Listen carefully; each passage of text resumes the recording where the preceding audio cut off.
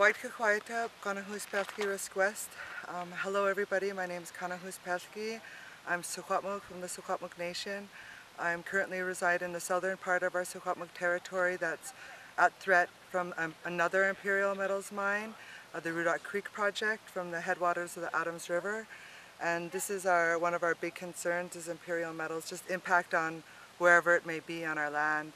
On August 4th when the tailings pond broke, and the footage went viral and it went all over the media, and we were able to see it as the people, and a lot of our people were just so heartbroken. Like, women cried.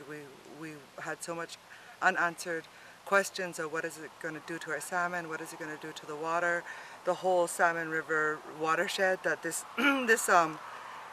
tailings right now and these contaminants are continuing to flow down. We came to a gathering, and well, it's our annual Secwepemc gathering. We had discussions all weekend about what are the issues that our Secwepemc people are facing, and some of the issues surrounding Aboriginal title, our laws, our responsibilities. But one of the biggest concerns that the Secwepemc came out of that meeting was this Mount Polley spill, and that because the government and industry are not working fast enough to even give us enough information, they're not working on cleaning up the mess, we decided as a nation to come up here and light a sacred fire. And we knew that we had to come up here to witness this for ourselves, to talk to the people directly impacted on this site.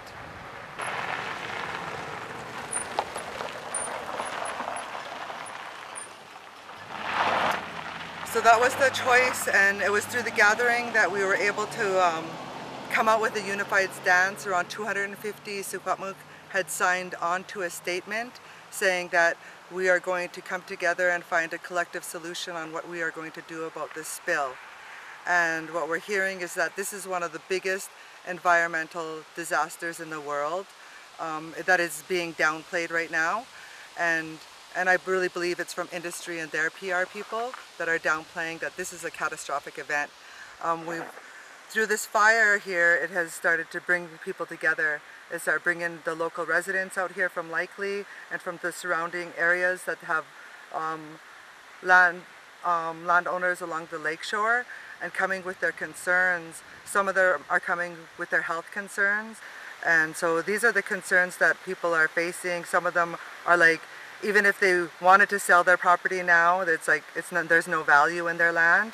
And so these concerns are really legitimate concerns that the people are facing, and the biggest thing is that there is no cleanup taking place right now. There's no sufficient evidence of what's actually happening. We don't have, right now we're trying to build an independent monitoring body, aside from government, aside from Ministry of Environment, where we could have a team of experts on all fields to say what actually happened here and what are we going to do to clean it up, what are we going to do to change things like this from ever happening again.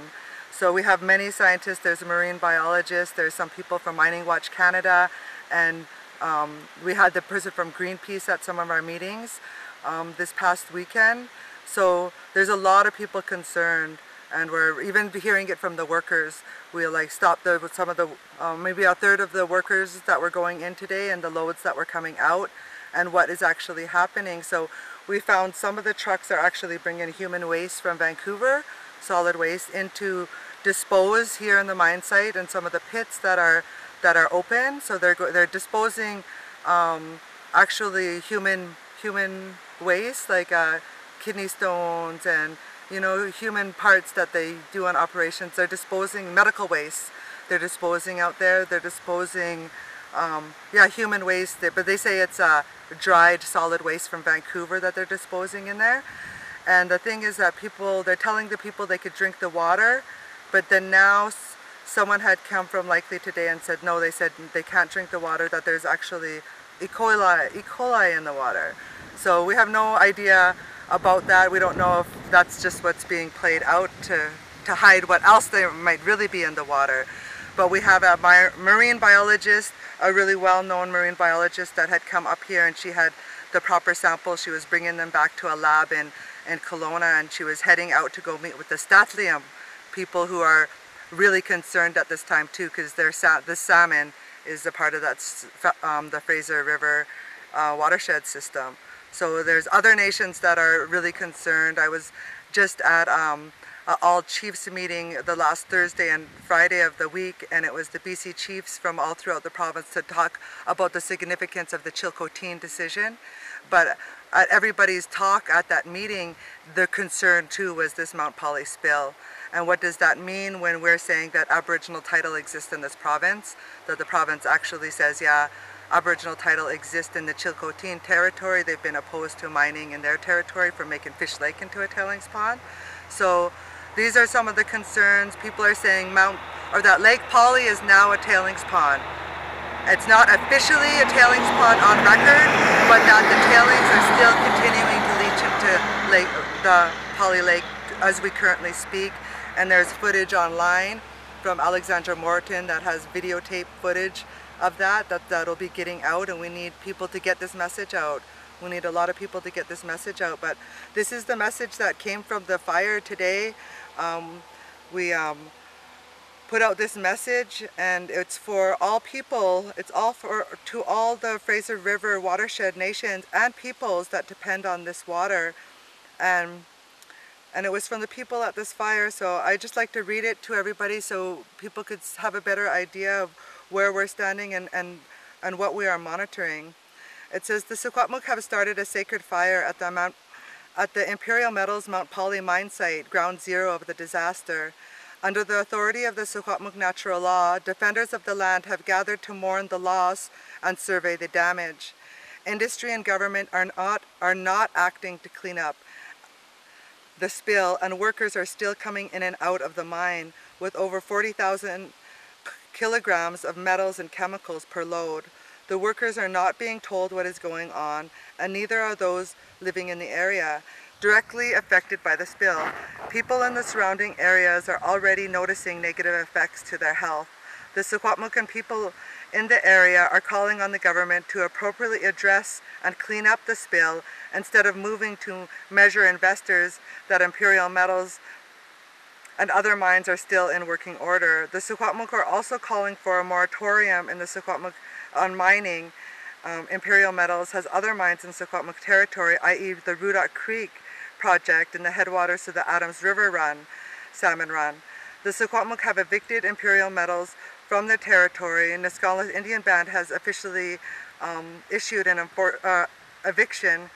The Secwepemc are also acting in solidarity with the Tahltan Nation in the north, who are blockading the Imperial Metals Red Chris mine out of concern for land and water. The Tahltan are also in need of reinforcement and support. We call on all people, all of us are water. Use water. We will not survive without water. We are powerful. We deserve to know what is going on. We must be able to make decisions on these mines and other resource extraction projects that directly affect all of us and our environment, the salmon, and all our future generations and relatives.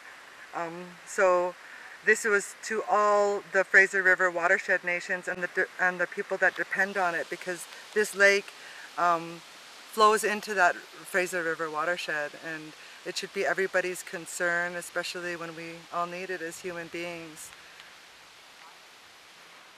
We're here at our sacred fire we had lit. It's at the Mount Polley, the spill site, the junction to the mine right here. And we're asking everybody to come and offer their prayers to the fire, to come here and join with us. If there's any concerns that they feel they wish to express, we're documenting the spill and the effects that it's having on the people and the land. So we're here for the water, and we just ask people to come and join and show your support for the water.